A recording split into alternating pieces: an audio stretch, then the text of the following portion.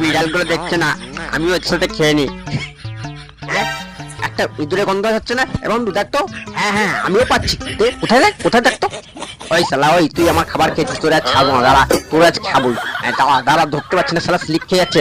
হ্যাঁ দাঁড়া দাঁড়া, এক জায়গায় দাঁড়া।